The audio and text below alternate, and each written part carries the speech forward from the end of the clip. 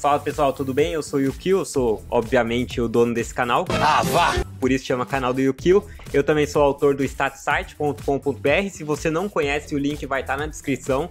É um site sobre ciência de dados, análise de dados. Se você gosta de estatística e econometria, tem muita coisa lá também. E hoje eu tô aqui para falar sobre ciência de dados, mas não de uma forma tão acadêmica. Eu quero indicar aqui 5 livros que eu acho que todo cientista de dados deve ler. São 5 livros não acadêmicos, mas que vão ajudar a moldar o seu pensamento da forma que alguém que trabalha com dados deveria ter.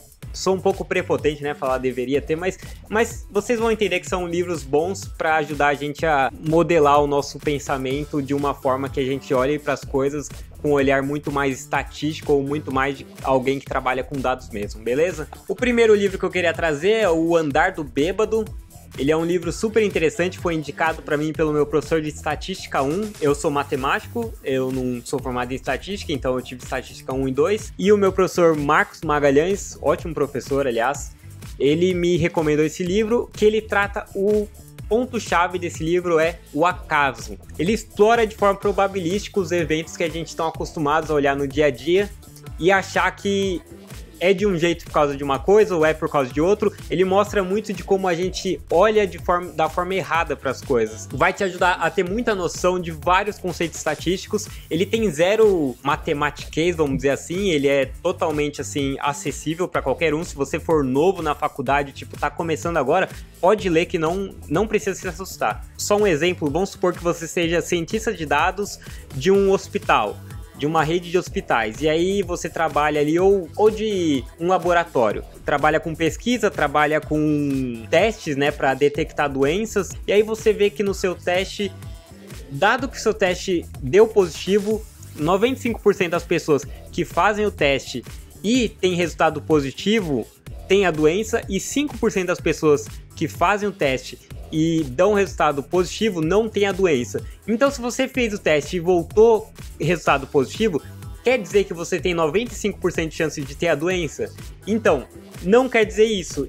Eu tô passada, chocada. E o livro explora muito bem isso, explora de uma forma super divertida. Ele demonstra de um jeito que não seja tão maçante para você. Lógico que você vai ter que sentar em determinado momento e explorar as demonstrações matemáticas, mas você vai conseguir pegar a ideia de um jeito muito mais fácil. Eu queria ter lido esse livro muito antes do que eu li, porque o professor recomendou e eu não li na época, eu demorei pra caramba. Não. Inclusive, ele é o meu livro, assim, eu acho que se ele não for um dos meus preferidos, assim, ele tá no top 5, que na verdade é a mesma coisa, se ele pode ser um dos meus preferidos e tá no top 5 também, então... Enfim, vamos pro segundo livro aí. O segundo livro é o Todo Mundo Mente, o que a internet e os dados dizem sobre quem realmente somos. Esse livro é super interessante, ele é muito mais sobre Big Data até do que ciência de dados, mas tem tudo a ver com ciência de dados também. Por quê? Porque ele vai mostrar a força que os dados têm hoje em dia, a força que a informação que a gente coleta na internet tem,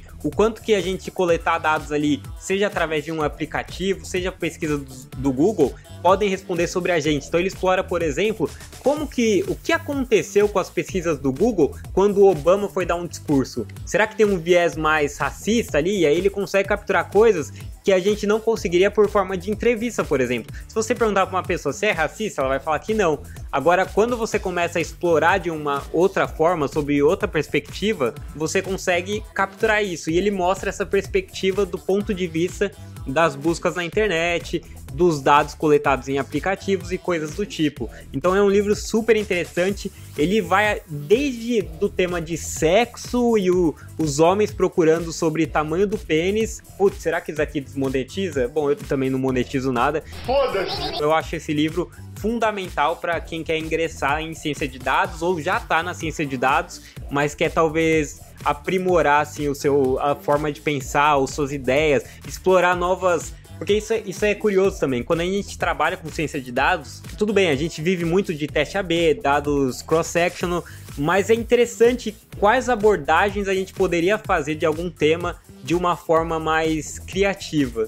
E esse livro aborda muito disso e eu acho fundamental. O terceiro, ele é um combo, vai ser 2, então seria 5, ao invés de 5 livros que eu tô indicando 6, que é o Freakonomics, que é um livro americano aí, não sei se o pessoal se ofende se falar americano ao invés de estadunidense. É que americano é mais curto, né?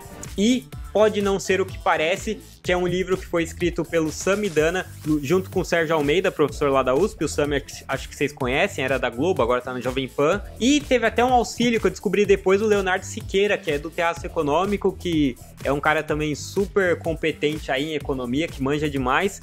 E o livro fala muito, os dois livros, né, o Pode Não Ser o que Parece, que é dos brasileiros, e o Free Economics, eles mostram, parece que é voltado para economista, você olha e fala, pô, esse livro aqui é para economista, tá tratando de economia. Não. Só que ele tem tudo a ver com análise de dados, porque ele explora vários conceitos sobre como você vai conseguir capturar efeitos causais, sobre você não confundir correlação com causa, sobre você entender o conceito de contrafactual, mensurar políticas públicas. Então a forma que ele analisa as coisas, como ele mostra, o Pode Não Ser o que Parece é um nome excelente que poderia ser aplicado para o Free Economics também, porque é exatamente isso, ele mostra que algumas coisas não são o que parecem, e acho que esse é o fundamental do cientista de dados, ele olhar e saber assim que às vezes nem tudo vai ser o que parece, e a resposta de se aquilo é realmente o que parece ou não, estão nos dados, as respostas estão nos dados. Então isso que é bacana desse livro, vai te ajudar tanto, porque você vai começar a olhar para política, para políticas públicas,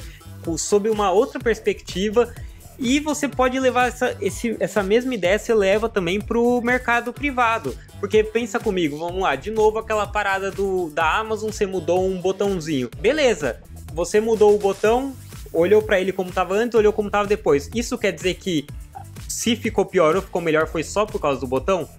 Então esse livro explora isso. Políticas públicas são assim, né? Você pensa assim, eu implementei uma política nova de educação. Adianta eu só olhar como que era antes as notas dos alunos e olhar como era depois? Porque pode ter sido obra do acaso, pode ter tido coisas que a gente não olhou. Então esse livro ele vai explorar muito esse tipo de análise e vale muito a pena. E você vai aprender não só disso, mas você vai aprender sobre racismo, sobre política para segurança pública, sobre política de drogas. Então eu acho fundamental para todo mundo assim, que trabalha com análise de dados, seja jornalismo de dados, seja ciência de dados no mercado privado, seja alguém que trabalha com políticas públicas, vocês têm que ler esses dois livros. Os dois são super rápidos, são fáceis de ler, não tem nada de economês também, super simples, então eu recomendo demais. Agora o quarto livro é do psicólogo e ganhador do Nobel de Economia. Ó que maneiro, né? Psicólogo, ganhador do Nobel de Economia. Eu sei que pode ter economista que fala, não tem Nobel de Economia. Vamos chamar de Nobel de Economia, porque é o que todo mundo chama. Que é o Daniel Kahneman, e ele escreveu o livro Rápido e Devagar. Duas Formas de Pensar, que é um livro que ele é muito voltado para economia comportamental. Eu sempre falo que se dependesse de mim, assim, de elaborar cadeiras do curso de ciências de dados, deveria ter uma cadeira de economia comportamental. Cara, tudo que é trabalho que eu faço, em algum momento eu paro para pensar em economia comportamental. Por quê? Pensa no que eu falei, de novo, exemplo lá da Amazon, porque eu me prendo a um exemplo, sou folgado e é assim que vai ser. Esse programa aqui tá uma p... Mas... Caraca... TDAH batendo. Por quê? Qual que é a pegada da ciência de dados e economia comportamental? Você mudou a feature lá no site da Amazon, você mudou o botão. Ou você mudou a mensagem. Como é que você sabe se a mensagem que você colocou pode atrair mais ou menos? Isso tudo passa por você explorar a forma de pensar do cliente. Então a gente tá toda hora pensando nisso. Eu lembro que teve um livro que eu li sobre persuasão. Então ele falava da forma de você se comunicar com uma pessoa para fazer uma cobrança e como que isso poderia aumentar a conversão, né? Se você falasse, por exemplo, só você do seu bairro que falta pagar essa conta. E isso aumentava a probabilidade da pessoa pagar a conta. Então, coisas pequenas da economia comportamental tem muito a ver com ciência de dados, porque a gente tá o tempo todo fazendo isso também, né? A gente tá tratando de análise de dados, mas a gente tá implementando mudanças e tentando encontrar justificativas com base no comportamento das pessoas. Então, esse livro é super recomendável. E o último livro para fechar aqui é o Weapons of Math Destruction. How Big Data Increases Inequality. Eu tô lendo aqui porque eu não lembro de cabeça. And Threatens Democracy. Threatens. Cara, tá ruim. Ih, rapaz. Esse livro, que é super interessante. Eu não encontrei tradução, então o nome vai estar em inglês. Eu espero que você tenha a oportunidade de ler.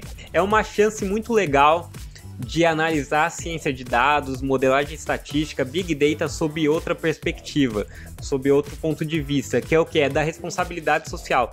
Quando a gente faz um modelo estatístico, às vezes a gente não olha para o que ele vai causar, né? A gente olha para o nosso benefício, para o lucro da empresa, qualquer coisa, mas a gente não olha para os impactos dele. Vamos supor, te colocar aqui uma provocação. Você pega e faz um modelo lá e você decide incluir raça. Eu não tenho certeza se no Brasil é ilegal isso, por causa das leis atuais, mas vamos supor que fosse, você colocaria raça, você colocasse raça lá. Beleza. Aí, de repente, deu que alguma raça aumenta a chance de inadimplência. Então, você fala, pô, peraí, essa raça aqui, essa minoria, ela não vai pagar a dívida. E o que você faz? Você piora a nota de crédito dela. Cara, o que você tá fazendo é, você tá pegando uma minoria que tá super prejudicada já pela sociedade, pelo mundo que a gente vive, por todo o preconceito, história e tudo mais, e você tá piorando a nota de crédito dela, saca? Você tá tipo, ó, esses caras já estão na merda, a gente vai deixar eles mais um pouquinho na merda aqui. Que filha da... E pior do que isso, não só é ruim, assim, da forma, olhando pra responsabilidade social, como matematicamente ele provavelmente tá errado, porque... será que só o fato da pessoa ter uma cor diferente ou ter uma etnia diferente faz com que ela não pague uma dívida? O que me parece aí é que, na verdade, o seu modelo tá com um problema de viés de variável omitida e você tá usando raça para meio que responder por alguma variável que não tá incluída ali, sabe? Seja pobreza, educação. E aí, o que você vai fazer? Você vai pegar um cara que às vezes é dessa minoria e você vai prejudicar ele, sendo que às vezes essa poderia ser uma chance dele, vamos dizer assim, dar uma reviravolta, dar volta por cima na vida, por causa de uma irresponsabilidade ali, de um uso inadequado dos dados. Porque às vezes, sei lá, você vai pegar um cara que pertence a essa minoria, mas é bem de vida ou tem umas outras características que fariam com que ele fosse um cara bom para se dar crédito, e você está prejudicando ele porque você não parou para pensar tanto na parte matemática quanto na parte social do seu modelo. Então é importante que a gente se faça essa provocação sempre, sabe? Eu tô sendo responsável com os meus modelos, com as minhas análises, sabe? O que tá por trás dessa resposta dela? Não adianta eu criar uma inteligência artificial e simplesmente deixar ela rodar e deixar ela ser preconceituosa e deixar ela ser machista, homofóbica, o que quer que seja, porque ela tá aprendendo com o passado ali, beleza, mas se o passado tá errado, a gente vai não só estender esse passado, como a gente vai perpetuar e vai agravar muito mais. É super importante que a gente sempre olhe para os nossos modelos com essa visão crítica de quais são as consequências desse modelo. E mais do que isso, quais são as consequências das coisas que a gente está desenvolvendo? Será que a gente deveria mudar algo? Como que a gente pode olhar para as leis de dados? O que a gente pode melhorar aqui? Eu acho que toda essa provocação, você já deve ter sacado que o problema disso, de se usar certas coisas no modelo e das respostas que ele dá. E, enfim, a gente tem que refletir mais, temos que ser responsáveis, e esse livro eu acho que é um bom começo. Então é isso, galera, eu espero realmente que vocês acatem essas sugestões. Eu acho que se você alocar ali 10, 15 minutinhos por dia ali para ler esses livros, eu sei que às vezes é difícil, a gente tá cansado, tem muito estresse, tem tanta coisa rolando que é super complicado, mas vamos tentar fazer esse esforço, porque esses livros são super importantes pra gente também desenvolver a área, né, a profissão da melhor maneira possível, né, pra a gente não olhar daqui 5 anos e falar, caraca, o que a gente fez com a profissão de ciência de dados, sabe? A gente é um monte de robozinho que clica no Python, sabe o que é, para fazer um outro robô qualquer que a gente nem sabe o que tem lá dentro, né? Então vamos sempre manter essa provocação, manter esses questionamentos e também se divertir, porque ciência de dados é bom demais, né? Esses livros são legais pra caramba. Não esquece de seguir o StatSite lá no Twitter também, @StatSite, seguir o blog, os links estão todos na descrições, caraca, difícil. Beleza? Valeu, galera, falou!